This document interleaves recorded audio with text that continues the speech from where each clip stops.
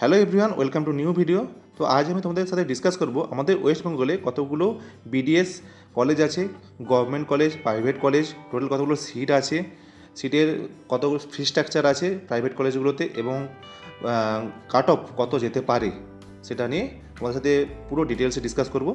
এর আগের ভিডিওতে আমি অলরেডি ডিসকাস করেছি আমাদের এমবিবিএসে গভর্নমেন্ট, প্রাইভেটের মধ্যে স্টেট কোটা, ম্যানেজমেন্ট কোটার পুরো ডিটেলস প্রত্যেকটা কলেজ ওয়াইজ আমি কাট অফ আর ফি স্ট্রাকচার নিয়ে ডিসকাস করেছি। আর একটা কথা তোমরা আমাকে অনেকেই জিজ্ঞেস করেছো যে আমি কাউন্সেলিংয়ে হেল্প করি কি না। হ্যাঁ, আমি করি। এবার তোমরা যদি আমার থ্রু করাতে চাও, গুগল ফর্ম ডিসক্রিপশনে দেওয়া আছে, কমেন্টও দেওয়া থাকবে, আর আমার কন্ট্যাক্ট নাম্বার আছে। যদি কোনো কোয়ারিজ থাকে ওখান থেকে তুমি আমাকে জিজ্ঞেস করতে পারো, কিন্তু আগে মেসেজ করবে, ডাইরেক্ট কেউ কল করবে না, ঠিক আছে? চলো শুরু করা যাক। আমাদের ওয়েস্ট বেঙ্গলে টোটাল 6 আছে, 662। আর এই 662টা হচ্ছে 85% কোটার মধ্যেই পড়ে, যেটা স্টেট কোটা কাউন্সিলিংয়ে আমরা ধরে থাকি। তার মধ্যে গভর্নমেন্ট সিট হচ্ছে 262, আর প্রাইভেটের মধ্যে তোমরা জানো একটা স্টেট কোটা থাকে আর একটা হচ্ছে ম্যানেজমেন্ট কোটা। দুটোতেই 200 সিট আছে। সেই হিসাবে টোটাল 662 আমাদের সিট।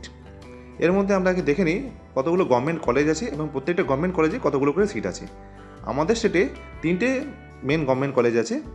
তার মধ্যে সবথেকে প্রথমে যেটার নাম আছে সেটা হচ্ছে R Ahmed dental medical college, next হচ্ছে বর্ধমান ডেন্টাল মেডিকেল কলেজ, এর নেক্সট হচ্ছে north Bengal dental medical college, ঠিক আছে? এবার আর আহমেদ মেডিকেল কলেজের ক্ষেত্রে টোটাল সিট আনরিজার্ভের ক্ষেত্রে 57, নেক্সট হচ্ছে ইডব্লিউএস 10, ওবিসি 7, এসসি 22 আর এসটি হচ্ছে 6, টোটাল 102। বর্ধমানের ক্ষেত্রে আনরিজার্ভ ক্যাটাগরির ক্ষেত্রে হচ্ছে 59, 11, 7, 23, 6, টোটাল 106। আর নর্থ বেঙ্গলের ক্ষেত্রে সিট হচ্ছে আনরিজার্ভ ক্যাটাগরির ক্ষেত্রে 30, ইডব্লিউএস 5, ওবিসি 4, এসসি 12 আর এসটি 3, টোটাল 54। এই করলে হচ্ছে টোটাল সিট হচ্ছে আনরিজার্ভ ক্যাটাগরির ক্ষেত্রে 146, ইডব্লিউসির ক্ষেত্রে 26, ওবিসি ক্ষেত্রে 18, এসসি 57, এসটি 15, টোটাল 262। এটা হচ্ছে টোটাল গভর্নমেন্ট সিট।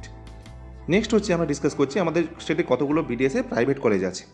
তো আমাদের এখানে টোটাল 4টে প্রাইভেট কলেজ আছে এবং অলরেডি তোমাদের সাথে ডিসকাস করেছি যে এখানে ম্যানেজমেন্ট কোটাতে 200টা সিট আছে, আর হচ্ছে স্টেট কোটাতেও 200টা সিট, ওভারঅল 400 সিট, ঠিক আছে?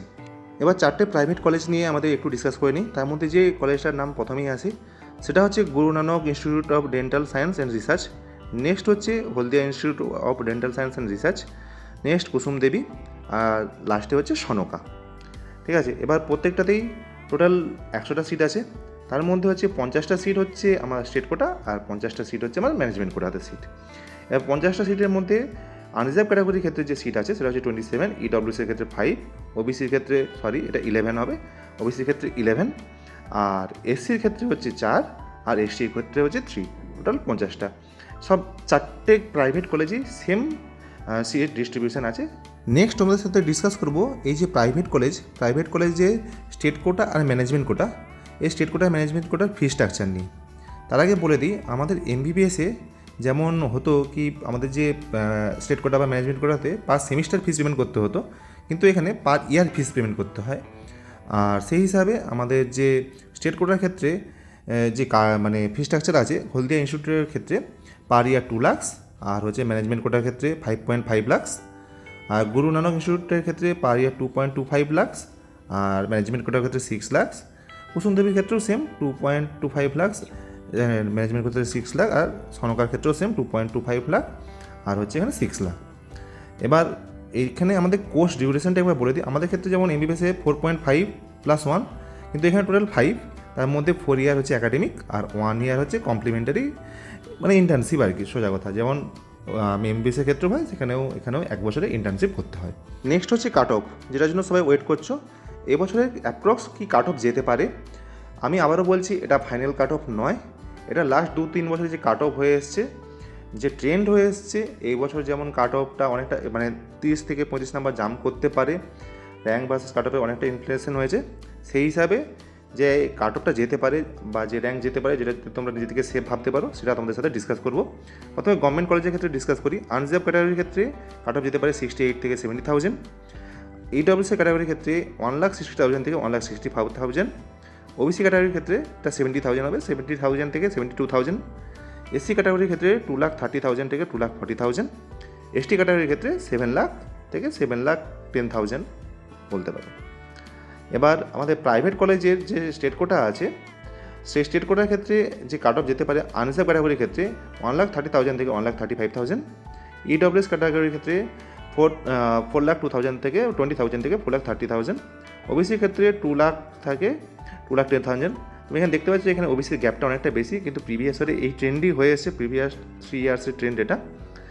আর এসটি ক্যাটাগরির ক্ষেত্রে যে কাট অফ করতে পারে সেটা 3,60,000 থেকে 3,70,000, আর এসটি ক্যাটাগরির ক্ষেত্রে 2,30,000 প্লাস আরও 20,000 ধরে রাখতে পারো। আশা করি তোমরা এই মার্কস দেখে তোমাদের পজিশন বুঝতে পারবে, কিন্তু আবারও বলছি এটা ফাইনাল কাট অফ নয়। আর এর নেক্সট ভিডিওতে আমি তোমাদের সাথে ডিসকাস করবো এমবিবিএস বিডিএস ছাড়া আর কী কী অপরচুনিটি আছে, এবং অনেকেই আমাকে জিজ্ঞেস করেছে আবার যে অ্যাব্রোড এমবিবিএস নিয়ে একটু কিছু বলতে। ঠিক আছে, আমার অনেক ফ্রেন্ড অ্যাব্রোডে আছে, যারা অ্যাব্রোডে স্টাডি করছে বিভিন্ন কান্ট্রিতে, রাশিয়া, উজবেকিস্তান, কাজাকিস্তান সব জায়গাতেই আছে, সেটা নিয়ে ডিসকাস করবো।